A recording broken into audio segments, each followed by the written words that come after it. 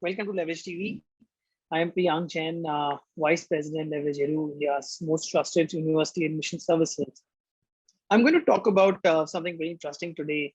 For last 2 weeks, 2 to 3 weeks since we have started these sessions, we are trying to cover most of the topics, and most of you've heard, you've attended, where we're trying to help you around how do you get to your dream destination, how do you get to your dream university, or what are the things that you should do or do not do once you reach your dream university. What are the things that you should look at doing? How do you kind of plan your 1 or 2 years while you're there at the university, and how should you go about at things? So you could be going anywhere to UK, Canada, USA, anywhere in Europe or Australia. These things largely remain the same because the construct remains the same. The most of the objectives of the students why they want to go out to study remains the same. Students want to go out to study either to accelerate their careers or to have a shot at a better exposure, at better diversity, or just to kind of go and explore what is it like to kind of settling out there and experience that. So that is why these things will largely remain the same, and I've tried to be as general. I'll try to be as general as possible so that I when I was thinking about this thing, and when I'm kind of when I was making my notes, I didn't have any specific country in my mind because I thought this will be as generic as it can get. So what are the things that you should do, and how should you go about once you land at your dream university? It's a grueling experience. You worked hard. You've tried to kind of you've had a interesting 6 to 8 months while preparing for the admission. What do you do when you reach that university campus, or what do you do when you register yourself at the university? The first thing that you should try doing is settle yourself in. How do you settle yourself in? So most of the things most of these things you already know, and most of these things you already kind of researched about. So be it accommodation, finding. So what kind of accommodation are you looking at? How far is it, or how far should it be from your university campus, from your classrooms?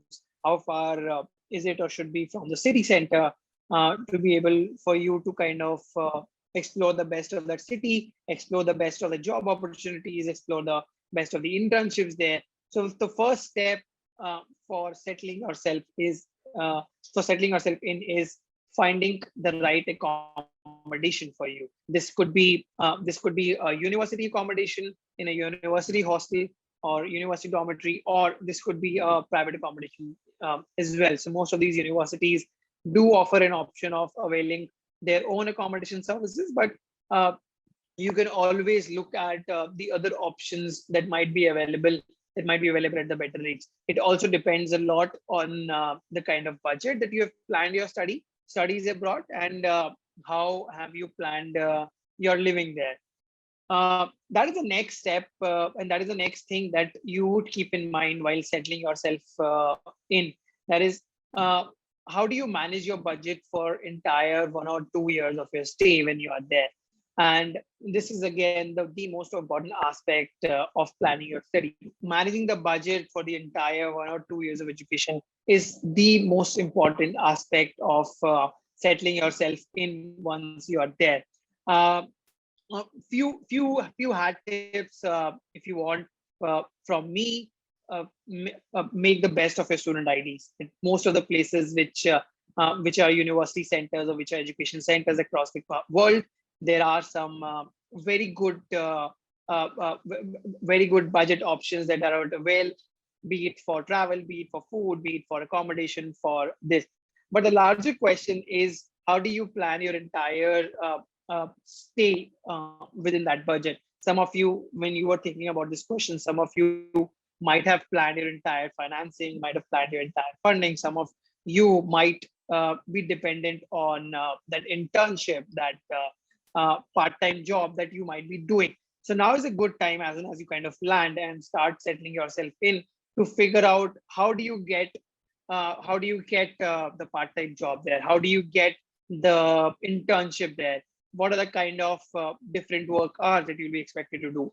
What are the where do you fit in the skilled, semi-skilled, unskilled category basis the country norms and basis the specific country labor codes? What are the kind of minimum wages per hour for this? And how far are you able to kind of cover your expenses by these internships, by these part-time jobs? So that is the first step in kind of making your budgeting decisions and settling yourself in. So as soon as a lot of these universities also kind of help you with this, they usually have international student desk or international students advisories, where most of these students and most of these groups do help you to kind of find you the right kind of internship, right kind of part-time job, which could fit in the schedule of your university, fit in your study schedule, and without affecting a lot of your studies, without affecting a lot of your preparations for that school. This could be a very good option that you should be planning to kind of take when you're keeping your budget in mind. Moving on, the next important thing while you're there is adjusting yourself to the study expectations.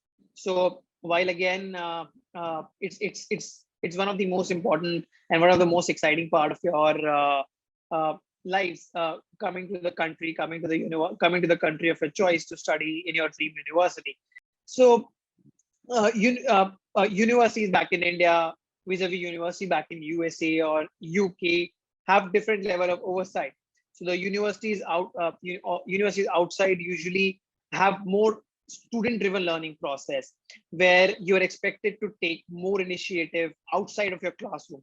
So that doesn't necessarily mean that there is no rigor in the coursework, but the expectation from you is to take more initiative, and it usually has a less focus on attendance and therefore the less oversight. So as compared to, let's say, some of the universities back here in India. So it's very important for you to kind of adjust to that level of study expectations. So how does it, so how much of your grades and how much of your assessments or evaluation are dependent on your attendance and are dependent on these projects? That brings to the next, my next point of kind of adjusting yourself to study expectations, which is different level of evaluations. So it might be overwhelming for some of the students who are used to kind of some level of assessment where they need to study once or twice a year for an examination, compared to, let's say, submitting an assignment every week. So a lot more focus also goes into kind of studying in groups. That is another thing that that you need to keep in mind while you're adjusting yourself to these study expectations. A lot of these universities and a lot of these countries might or do have a different culture. So the level of formality that is expected of you as a student, or in classrooms or outside of classrooms, might be different to kind of that you are used to in India or any country of your origin. So it's always good to kind of take your time, settle yourself in, speak to your professors, speak to your classmates who are from the country or who are from the local country, to understand how all these things work, to be able to adjust yourself to these expectations. Coming to the third thing that you should be doing when you kind of land at your dream university is adjusting yourself to a new culture. So sometimes it could be daunting for someone who might not have stepped outside India to kind of to just go there for any year or 2 years to kind of study, live on its own. So few things that works beautifully is to understand the culture of that country, or to understand the culture of that city where you are in. And what helps immensely is learning the local language, or at least basics of the local language. So if you are kind of going to the country which has English as the first language, you might not, let's say if you're going from India specifically, you might not have that big a problem.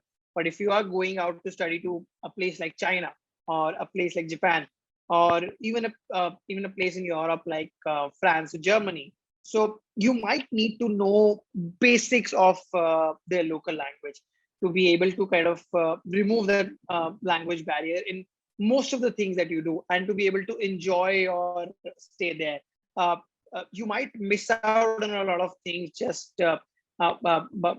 for not knowing the basics of some of these languages. So that is the first step of you adjusting to the new culture.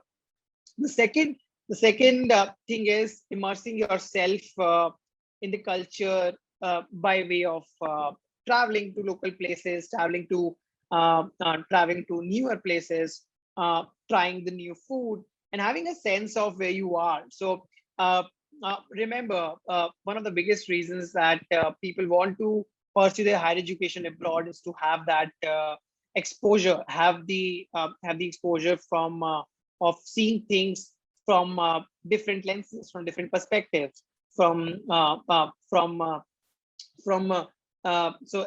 exposure in a sense where you are able to kind of look at new things, are in a diversity where people of different cultures, different ethnicity interact and gain perspective about new things, and that really helps in your formative years, in your foundation years when you are learning. So that's again a very, very important thing for yourself, to immerse yourself in a new culture. The third thing, and I think the again the most important thing while you're looking to kind of immerse yourself in new culture, is to be more active. Be it in your university, be it in your study groups, be it in your coursework. And the way to be active is joining as many groups as possible, attending the orientations very religiously. Being part of new activities. So those are the things that you can do to adjust yourself to new culture. The fourth and the last thing of making the best of your study abroad program is to be able to get a flavor of working there. The objectives might be different. You may or may not want to kind of settle down there for your work, or want to come back, but it's always good while you're there to have a flavor of what it is to kind of work at a particular country. And again, this is very important for you to evolve as a professional, to be able to think and look at problems from different perspectives, help immensely in your foundational growth as a professional. So, and it usually helps in managing your budget and in managing your study expenses as well. So trying different internships, be it some of the skilled internships which might be available at a university level only. Some of the internships could be some research assistants with your professors, for working at some of the projects which a university is involved in. Some of the out of university internships could be doing an apprenticeship which is related to your coursework. If you're attending, let's say, a finance program or a marketing program, or a culinary arts program, so it might always be it's always encouraged to kind of get a local flavor of what it is to work there, and apply those concepts, apply those experiences in a practical life. So that is one thing. The other thing also could be kind of trying your hand at doing a part-time job with any which doesn't require necessarily a skill. So this usually help you to cover the budget, but also kind of again help you adjust to the local culture, and make you feel more like home. So these are the things that I think you need to take care and understand while you are going out. You would want to make the best use of these 1 or 2 years. These are some for a lot of people career defining moments, career defining kind of education, so if I may say. So you need to kind of understand the nuance before going out and do your research well. Uh, I won't touch about a lot of don'ts that you shouldn't do, because it usually have a negative connotation. And all of us, all of you who are going out to studies, have that maturity and have that understanding of what your expectations are from your programs. The only thing I like to kind of touch upon is, and I briefly touched upon in when I was talking about kind of adjusting to study expectation, is put a lot of focus on your coursework and your studies. What happens sometimes is, once you land in a new country, once you land in a specific city, and you get overwhelmed by the things, the experiences that you may want to do, and sometimes it gets difficult to uh, take time even for the basics of the studies. So don't lose sight of why you've kind of chose to come this far to studies, and don't lose sight of the ultimate objective that you have from doing this program. So pay utmost attention to kind of why you're there and how you can make best use of your time you're spending in the university abroad. So these are the things that I like to kind of I thought would be good for some of you to know. And in fact, at this point, a lot of you might be preparing for taking that flight to the university or to the country of your choice. Now is a time when a lot of people who started their application early have already started receiving confirmation letters from the universities, in the process of visa. So I thought it's a good way to kind of interact with all of you on the things that you should be doing while you kind of land at the dream university. So that is it from me today. I hope you like the session. Again, the motive is to kind of give you as much information and knowledge to make your decisions much more easy, to kind of help you research better. And for anything else, you can always reach out to leverageedu.com or any of our counselors for anything that you might need. Uh, that's it from me, Priyank Jain, signing off. Thanks a lot. Have a very good evening.